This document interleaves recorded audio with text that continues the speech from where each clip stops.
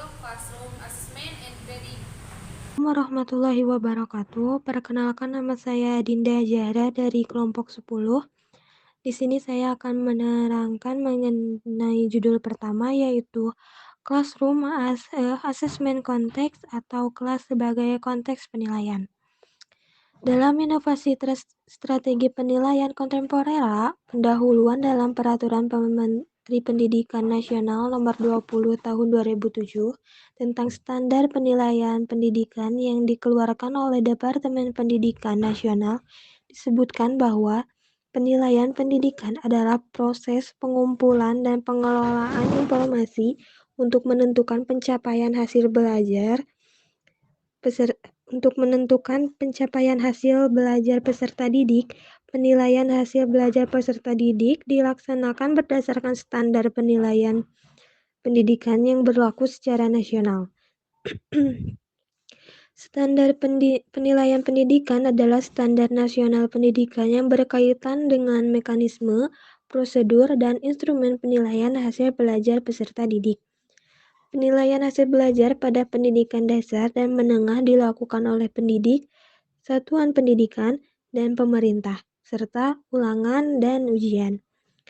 Menurut Vicky Farrow dalam buku John Westerlo 2008 halaman 637, seorang guru psikologi pendidikan di Lamar University di Beaumont, Texas, menulis pengalaman dalam proses penilaian di kelasnya.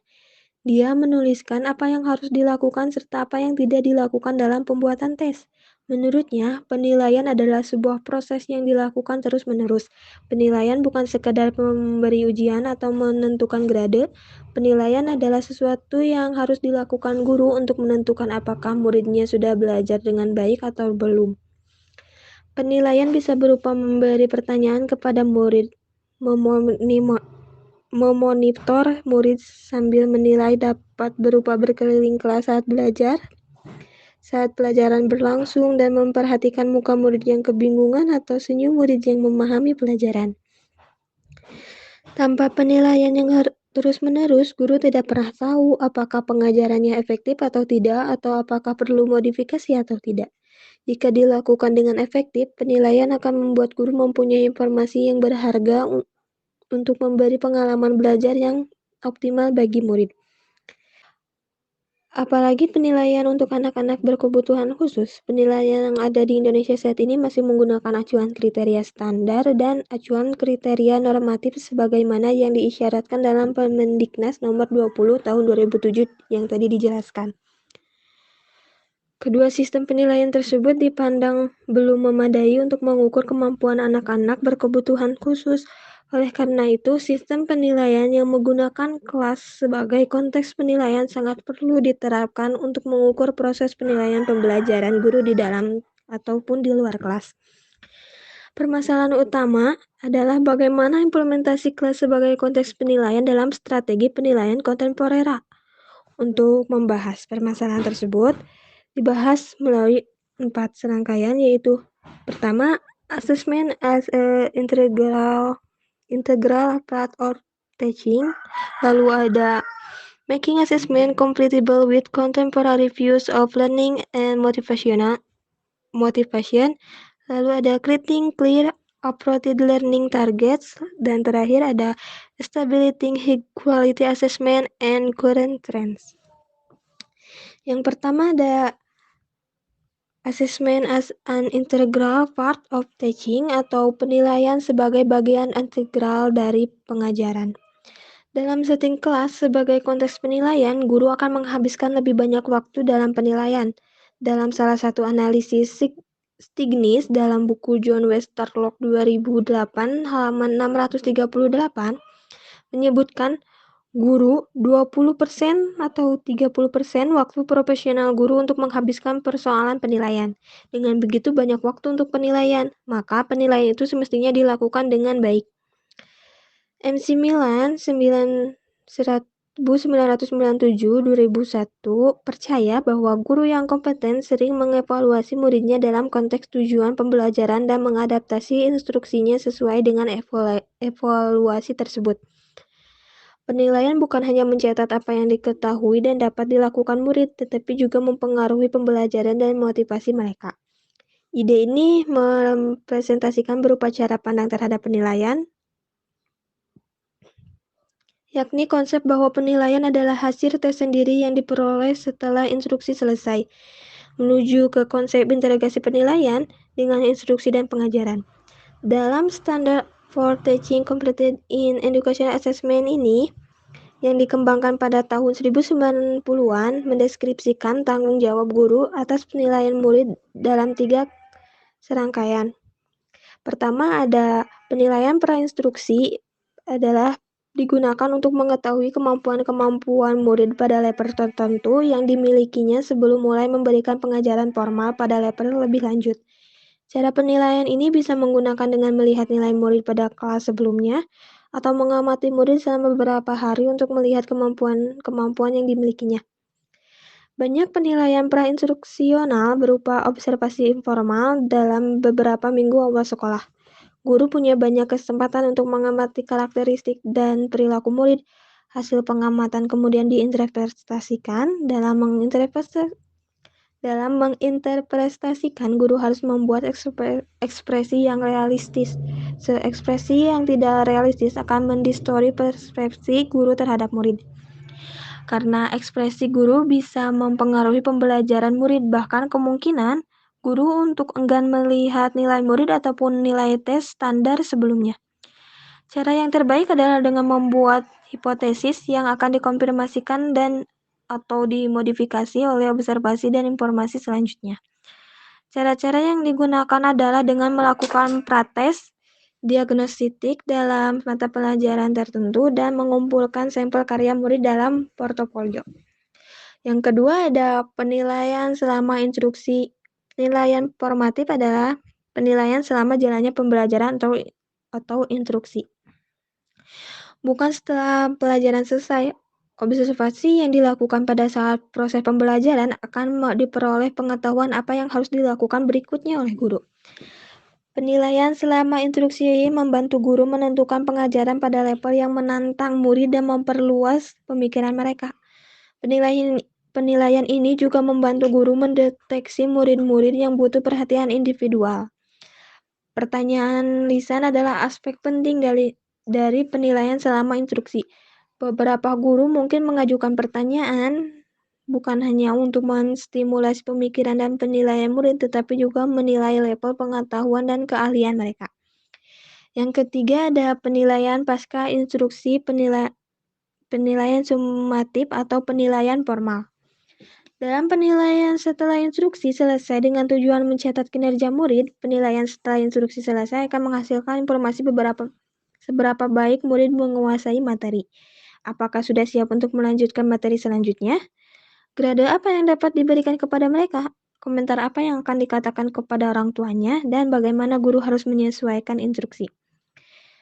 Lalu selanjutnya ada making assessment compatible with contemporary views of learning and motivation, atau membuat penilaian yang compatible dengan pandangan tentang pembelajaran dan motivasi kontemporer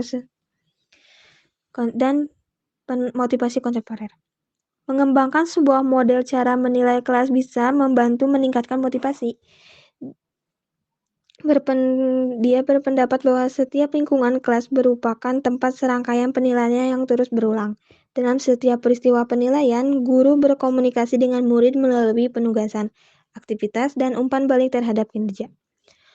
Murid merespon berdasarkan persepsi mereka terhadap kesempatan pembelajaran tersebut dan berdasarkan perkiraan mereka tentang kemampuan mereka sendiri dalam mengajukan tugas. Brockhart percaya bahwa pandangan tentang penilaian kelas menunjukkan bahwa guru seharusnya mengevaluasi murid dan menggunakan berbagai kinerja, terutama kinerja yang bermakna bagi murid. Lalu selanjutnya ada creating clear appropriate learning target, atau menciptakan target pembelajaran yang tepat dan jelas. Pandangan dewasa ini mengenai hubungan penilaian dengan pembelajaran dan motivasi juga berarti penilaian harus mencakupi penyusunan tujuan atau target pembelajaran yang tepat dan jelas. Target pembelajaran terdiri dari apa-apa yang harus diketahui murid dan mampu dilakukan. Penting dilakukan untuk menyusun kriteria penilaian tentang apakah murid sudah mencapai target pembelajaran. Stignis dan Conkling 1992 menyebutkan di antara tipe-tipe target pembelajaran yang dapat digabungkan adalah instruksi dan penilaian. Pertama ada pengetahuan. Pengetahuan ini akan memberikan murid kemampuan untuk menguasai pokok persoalan substantif. Lalu ada penalaran atau pemikiran. Murid mampu berpikir tentang pengetahuan. Lalu produk adalah contoh dari hasil karya murid. Esai, paper, laporan lisan, dan laporan sains merefleksikan kemampuan murid untuk menggunakan pengetahuan penalaran. Lalu ada perasaan. Target afektif adalah emosi, perasaan, dan nilai-nilai murid. Lalu selanjutnya ada establishing high quality assessment and current trends atau membuat penilaian bermutu tinggi dan tren dewasa. Ini bertujuan penting lainnya dari kelas sebagai konteks penilaian adalah menghasilkan penilaian bermutu tinggi, penilaian pencapaian level mutu tinggi jika penilaian menghasilkan informasi yang reliable, valid, dan berguna tentang kinerja murid. Menurut Carey 2001, validitas dan reliabilitas akan mempengaruhi konsistensi dan akurasi dari inferensi atau kesimpulan guru yang diambil dari informasi penilaian muridnya. Validitas adalah sejauh mana penilaian mengukur apa-apa yang hendak diukur. Dalam konteks penilaian kelas, validitas juga mencakup seberapa akurat dan bergunanya inferensi guru tentang penilaian tersebut. Inferensi adalah kesimpulan yang diambil seseorang dari informasi. Validasi memerlukan penggunaan jenis informasi yang benar untuk membuat keputusan tentang murid, dan untuk menilai apakah penilaian tersebut sudah cukup representatif dan adil. Isi sampling yang memadai penting untuk membuat penilaian yang valid. Guru tidak boleh hanya menggunakan soal pilihan ganda untuk menilai kemampuan murid pada pembelajaran tertentu. Lalu ada tren dewasa. Tren dewasa ini adalah menggunakan metode penilaian lebih dari satu yang dapat memberikan sampel isi yang lebih memadai. Upaya menghubungkan instruksi dan penilaian di kelas telah memunculkan konsep validasi dan validasi instruksional. Terima kasih. Outline yang kedua ada traditional test. Tes tradisional adalah tes kertas dan pensil di mana siswa memilih dari pilihan menghitung angka, menyusun respons singkat, atau menulis esai. Cakupan tes tradisional berfokus pada dua jenis utama format item dalam penilaian. Satu, item respon yang dipilih, dan yang kedua, item respon yang dibangun. Yang ke-1, item respon terpilih. Item respon terpilih memiliki format objektif yang memungkinkan respon siswa dinilai dengan cepat. Kunci penilaian tanggapan yang benar dibuat dan dapat diterapkan oleh pemeriksa atau oleh komputer. Soal pilihan ganda. Soal pilihan ganda terdiri dari dua bagian batang ditambah satu set kemungkinan tanggapan. STEM adalah pertanyaan atau pernyataan alternatif yang salah disebut distraktor. Benar atau salah? Item benar atau salah meminta seorang siswa untuk menandai apakah suatu pernyataan benar atau salah. Misalnya, Montpellier adalah ibu kota Vermont. Benar salah, kemudahan item benar atau salah dapat dibangun memiliki kelemahan potensial. Mencocokkan item digunakan oleh banyak guru dengan siswa yang lebih muda. Pencocokan menuntut siswa untuk menghubungkan satu kelompok rangsangan secara benar dengan kelompok rangsangan kedua. Hambleton 1996. Tes menjodohkan nyaman bagi guru karena 1. Bentuknya yang ringkas membutuhkan sedikit ruang sehingga memudahkan untuk menilai. Cukup banyak informasi secara efisien, dan 2. Dapat dengan mudah dinilai dengan menggunakan template jawaban yang benar. Popham 2008. Item konstruksi respon.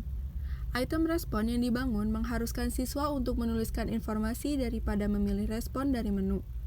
Soal jawaban singkat dan esai adalah bentuk yang paling umum digunakan dari butir soal tanggapan yang dibangun secara tradisional. Dalam penilaian, banyak item tanggapan yang dibangun memerlukan penilaian dari pihak pemeriksa. Soal jawaban singkat, butir jawaban pendek adalah format tanggapan yang dikonstruksikan di mana siswa diminta untuk menulis sebuah kata, frasa pendek atau beberapa kalimat dalam menanggapi suatu tugas. Kelemahan dari pertanyaan jawaban pendek adalah bahwa 1. Mereka dapat memerlukan penilaian untuk dinilai, dan yang kedua, mereka biasanya mengukur pembelajaran hafalan. Item esai memungkinkan siswa lebih bebas menjawab pertanyaan tetapi membutuhkan lebih banyak tulisan daripada format lain. Item esai sangat baik untuk menilai pemahaman siswa tentang materi, keterampilan berpikir tingkat tinggi, kemampuan untuk mengatur informasi, dan keterampilan menulis. Berikut adalah beberapa contoh pertanyaan esai sekolah menengah. 1. Apakah kekuatan dan kelemahan pendekatan demokrasi terhadap pemerintah? Yang kedua, jelaskan tema utama novel yang baru saja Anda baca. Dan yang ketiga, berpendapat bahwa Amerika Serikat adalah negara yang bias gender. Item esai dapat meminta siswa untuk menulis apa saja dari beberapa kalimat hingga beberapa halaman. Saran untuk menulis item esai yang baik meliputi 1. Tentukan batasan, pastikan untuk menentukan panjang jawaban yang diinginkan dan bobot yang akan diberikan untuk setiap item dalam menentukan skor atau penilaian. Yang kedua, struktur dan memperjelas tugas. Jelaskan apa yang harus mereka tulis. Butir esai yang lebih terstruktur berikut ini memerlukan pemikiran yang lebih dari pihak siswa. Diskusikan beberapa peristiwa dalam kehidupan George Washington yang menginformasi atau menyangkal pernyataan bahwa ia tidak pernah berbohong. Gunakan peristiwa tersebut untuk mendukung klaim Anda sendiri tentang betapa jujurnya Washington. Yang terakhir, ajukan pertanyaan secara langsung. Jangan terlalu rumit, Anda mungkin mendengar istilah rubik yang digunakan untuk menilai tanggapan siswa pada esai dan tes lainnya. Dalam konteks ini, rubik secara sederhana berarti sistem penilaian. Selain itu, mengomunikasikan kriteria kinerja ini kepada siswa di awal pengajaran memberitahu mereka bagaimana memfokuskan pembelajaran mereka. Setelah Anda dengan jelas menguraikan kriteria kinerja, penting untuk menentukan pengaturan di mana Anda mengamati kinerja produk Anda, mungkin mengamati perilaku secara langsung dalam aliran reguler aktivitas kelas. Yang ketiga ada alternative assessments, meliputi 3 jenis. Yang pertama ada trends in alternative assessments, kedua performance assessments, ketiga portfolio assessment. Untuk yang pertama, trends in alternative assessment atau tren dalam penilaian yang alternatif.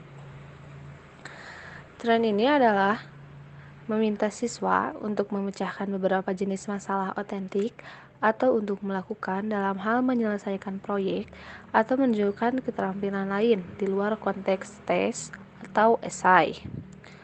Tren lainnya adalah meminta siswa membuat portofolio pembelajaran untuk mendemonstrasikan apa yang telah mereka pelajari. Penilaian alternatif semacam itu diperlukan untuk membuat instruksi sesuai dengan pandangan kontemporer tentang pembelajaran dan motivasi. Trend in Alternative Assessment sendiri mengevaluasi pengetahuan atau keterampilan siswa dalam konteks yang mendekati dunia nyata atau kehidupan nyata sedekat mungkin. Kritikus berpendapat bahwa penilaian otentik tidak selalu lebih baik daripada penilaian yang lebih konvensional, bahwa hanya ada sedikit data untuk mendukung validasinya, dan bahwa penilaian tersebut tidak menguji pengetahuan dan keterampilan dasar secara memadai. Contoh dari penilaian ini diantaranya seperti pembelajaran biologi, antaranya penulisan esai, ujian praktek, penilaian makalah, penilaian proyek, kuesioner inventory, daftar cek, dan lainnya. Selanjutnya ada performance assessment atau penilaian kerja. Menurut Burns dan Marshall tahun 1996, pindahan dari penilaian tradisional dengan tes objektif ke penilaian kinerja telah digambarkan sebagai perubahan dari mengetahui menjadi menunjukkan. Penilaian kinerja mencakup apa yang umumnya dianggap sebagai pertunjukan aktual siswa, seperti dalam tari, musik, seni, dan pendidikan jasmani. Serta ada makalah, proyek, presentasi lisan, eksperimen, dan portofolio. Fitur dari penilaian kinerja ini melakukan penekanan pada melakukan itu seperti kegiatan terbuka yang tidak memiliki jawaban yang benar, objektif yang dapat menilai pemikiran tingkat tinggi. Tugas penilaian kinerja terkadang juga realistis mengevaluasi kinerja, seringkali mencakup metode langsung evaluasi, penilaian diri, penilaian kinerja kelompok, serta kinerja individu, dan periode waktu yang diperpanjang untuk penilaian. Menurut Hambleton tahun 1996, penilaian kinerja menggunakan metode evaluasi langsung, seperti mengevaluasi sampel tulisan untuk menilai keterampilan menulis, dan presentasi lisan untuk menilai berbicara, dan menilai presentasi lisan untuk menilai keterampilan berbicara. Menurut Ayrasian dan Russell tahun 2008, pedoman penilaian kerja mencakup 4 masalah umum. Yang pertama, penetapan tujuan yang jelas. Kedua, mengidentifikasi kriteria yang dapat diamati. 3, memberikan pengaturan yang sesuai. Dan yang keempat, menilai atau mencetak prestasi. Nah, kriteria kerja sendiri adalah perilaku khusus yang perlu dilakukan siswa secara efektif sebagai bagian dari penilaian. Menetapkan kriteria kinerja membantu seorang guru melampaui deskripsi umum dalam menentukan apa yang akan dilakukan siswa. Sebagai pedoman, mereka mengarahkan pengamatan guru agar lebih sistematis dan fokus daripada sembarangan. Tetapi pastikan juga bahwa setiap penilaian kinerja memiliki tujuan yang jelas dan keputusan yang jelas dapat dibuat dari penilaian tersebut. Tujuannya bisa beragam, seperti untuk menetapkan nilai, mengevaluasi kemajuan siswa, mengenai langkah-langkah penting dalam suatu pertunjukan, menghasilkan produk yang akan dimasukkan dalam portofolio pembelajaran, memberikan contoh nyata dari pekerjaan siswa untuk masuk ke perguruan tinggi atau program lain. Seorang menggunakan portofolio untuk menentukan kelayakan kelulusan. Siswa diminta menyelesaikan beberapa portofolio yang menunjukkan kompetensi mereka di bidang-bidang seperti ilmu pengetahuan dan teknologi, etika dan isu-isu sosial, pengabdian masyarakat, dan sejarah. Melibatkan siswa dalam memilih bahan portofolio, banyak guru membiarkan siswa membuat setidaknya beberapa keputusan tentang isinya. Ketika siswa diizinkan memilih konten untuk portofolio mereka sendiri, strategi yang baik adalah mendorong refleksi diri dengan meminta mereka menulis deskripsi singkat tentang mengapa mereka memilih setiap karya tersebut. Meninjau dengan siswa, jelaskan kepada siswa di awal tahun apa portofolio dan bagaimana mereka akan menggunakannya. Menetapkan kriteria untuk mengevaluasi kriteria kinerja yang jelas dan sistematis sangat penting untuk menggunakan portofolio secara efektif. Target pembelajaran yang jelas bagi siswa membuat pengembangan kriteria kinerja menjadi lebih mudah. Guru harus mengevaluasi tidak hanya setiap item individu, tetapi juga portofolio secara keseluruhan. Ketika tujuan portofolio untuk memberikan informasi deskripsi tentang siswa kepada guru di tingkat kelas berikutnya, penilaian atau ringkasannya mungkin tidak diperlukan. Namun, ketika tujuannya adalah mendiagnosis, mencerminkan perbaikan, memberikan bukti untuk instruksi yang efektif, memotivasi siswa untuk merefleksikan pekerjaan mereka, atau memberikan nilai kepada siswa, ringkasan penilaian dan penilaian diperlukan daftar periksa dan skala penilaian biasanya digunakan untuk tujuan ini. Seperti aspek penilaian portofolio lainnya, beberapa guru memberikan siswa kesempatan mengevaluasi dan mengkritik pembelajaran mereka sendiri, seperti itu. Yang terakhir adalah portfolio assessment atau penilaian portofolio. Portofolio sendiri terdiri dari koleksi sistematis dan terorganisir dari pekerjaan siswa yang menunjukkan keterampilan dan prestasi siswa. Portofolio itu sendiri adalah kumpulan pekerjaan penuh tujuan yang menceritakan kisah kemajuan dan pencapaian siswa. Ini lebih dari sekedar kompilasi makalah siswa yang dimasukkan ke dalam folder manila atau kumpulan memorabilia yang ditempelkan ke dalam lembar memo. Agar memenuhi syarat untuk dimasukkan dalam portofolio, setiap karya harus dibuat dan diatur dengan cara yang menunjukkan kemajuan dan tujuan. Portofolio sendiri dapat mencakup berbagai jenis pekerjaan, seperti tulisan, entry jurnal, kaset video, seni, komentar guru, poster, wawancara, puisi, hasil tes, dan lain-lain. Materi yang selanjutnya yaitu tentang Grading and Reporting Performance atau kinerja penilaian dan pelaporan yang akan membahas tentang tujuan penilaian, komponen sistem penilaian, melaporkan kemajuan dan nilai siswa kepada orang tua, dan beberapa masalah dalam penilaian. Yang pertama, tujuan penilaian. Penilaian dilakukan untuk mengkomunikasikan informasi yang berarti tentang siswa, pembelajaran, dan prestasi. Menurut Green and Johnson 2010, dalam proses penilaian ini, nilai melayani beberapa tujuan dasar. Yang pertama, administratif. Nilai membantu menentukan peringkat kelas siswa, kredit untuk kelulusan, dan apakah seseorang siswa harus dipromosikan ke kelas berikutnya. Yang kedua, nilai informasi dapat digunakan untuk berkomunikasi dengan siswa, orang tua, dan lainnya tentang pekerjaan siswa. Yang selanjutnya, motivasi. Banyak siswa belajar lebih keras karena mereka secara ekstrinsik termotivasi oleh keinginan untuk mendapatkan nilai yang tinggi dan ketakutan akan nilai yang rendah.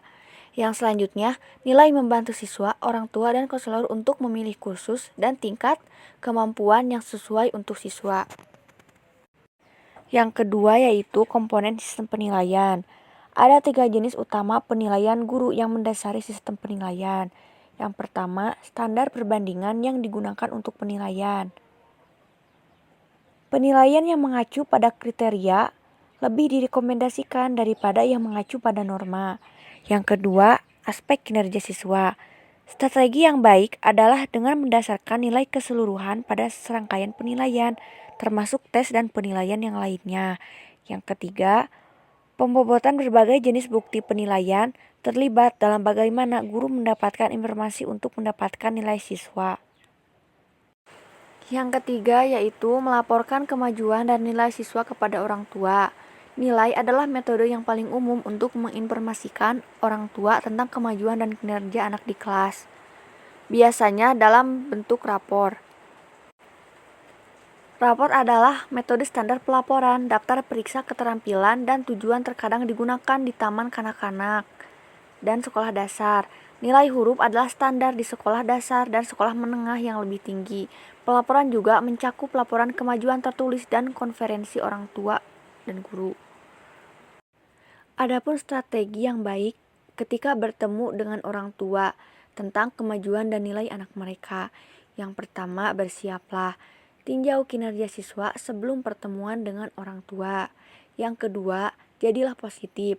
Bahkan jika siswa memiliki kinerja yang buruk, cobalah untuk menemukan beberapa yang bisa didiskusikan di mana siswa memiliki kinerja yang baik. Yang ketiga, bersikaplah objektif. Bahkan saat Anda memberikan aspek positif dari catatan siswa untuk dikomunikasikan kepada orang tua, juga bersikaplah objektif dan jujur tentang apa yang perlu ditingkatkan. Yang keempat, melatih keterampilan komunikasi yang baik. Komunikasi yang baik berarti menjadi pendengar yang aktif dan memberi orang tua kesempatan yang memadai untuk berkontribusi dalam percakapan. Pastikan bahwa orang tua dan siswa memahami kriteria penilaian Anda. Yang kelima, jangan membicarakan siswa lain. Konferensi guru harus pada orang tua anak, jangan membandingkan anak dengan siswa lain.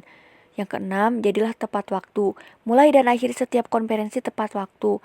Jika Anda membutuhkan lebih banyak waktu untuk mendiskusikan siswa tertentu, buatlah janji temu lanjutan. Yang keempat yaitu beberapa masalah dalam penilaian. Masalah penting yang menjadi perhatian banyak orang diantaranya, haruskah tugas atau makalah yang terlewatkan mendapatkan nilai nol? Masalahnya adalah apakah seorang siswa harus diberi nilai nol untuk tugas atau makalah yang terlewat. Menyertakan nol dengan skor lain sangat mencondongkan rata-rata skor. Menggunakan skor 60 untuk tugas atau soal yang tidak terjawab dianggap lebih masuk akal. Yang selanjutnya, haruskah guru memperhatikan angka dalam penilaian? Tentang penilaian adalah bahwa terlalu banyak guru yang terlibat dalam perhitungan angka yang tidak masuk akal, yang sekarang lebih mungkin terjadi karena perangkat lunak penilaian yang tersedia. Tidak peduli seberapa objektif proses untuk rata-rata skor dan nilai. Mengikuti angka secara ketat dapat menghasilkan nilai yang tidak konsisten dengan pengetahuan dan keterampilan aktual dari siswa, terutama jika ditarik oleh tugas-tugas kecil dan pekerjaan rumah. Pada akhirnya, penting bagi guru untuk yakin bahwa nilai yang mereka berikan mencerminkan apa yang siswa ketahui, pahami, dan mampu lakukan dalam kaitannya dengan standar belajar. Yang selanjutnya, haruskah penilaian dihapus? Kadang-kadang ada seruan untuk mengabaikan nilai. Biasanya didasarkan pada keyakinan bahwa evaluasi siswa diperlukan, tetapi penilaian yang kompetitif tidak menekankan pembelajaran daripada penilaian. Para kritikus sering meminta evaluasi yang lebih konstruktif yang akan mendorong siswa untuk terlibat dalam upaya maksimal, dengan menggarisbawahi kekuatan mereka, mengidentifikasi cara-cara konkret bagi mereka untuk meningkatkan dan memberikan umpan balik positif. Kritik terhadap penilaian juga menunjukkan bahwa praktik sering memotivasi siswa untuk mempelajari hanya materi yang akan diuji. Sebagai ahli penilaian, menyimpulkan nilai adalah simbol kuat dalam masyarakat yang dianggap serius oleh siswa, guru, dan masyarakat. Terlepas dari apakah Anda menyukai cara penilaian saat ini yang dilakukan, bahkan jika menurut Anda itu harus dihilangkan di masa yang akan datang. Penting bagi Anda menganggap serius penilaian siswa dan melakukannya dengan cara yang adil bagi siswa. Jangan pernah menggunakan nilai untuk menghargai atau menghukum siswa karena Anda menyukai atau tidak menyukainya. Yang selanjutnya, apakah ada terlalu banyak tingkat inflasi? Beberapa guru tidak suka memberikan nilai rendah karena mereka menunjukkan bahwa mereka mengurangi motivasi siswa untuk belajar. Namun, beberapa kritikus berpendapat bahwa inflasi kelas terutama adalah bentuk pemberian nilai tinggi untuk kinerja biasa-biasa saja, memberikan keyakinan yang salah kepada siswa bahwa mereka belajar dan mencapai lebih dari nilai yang sebenarnya.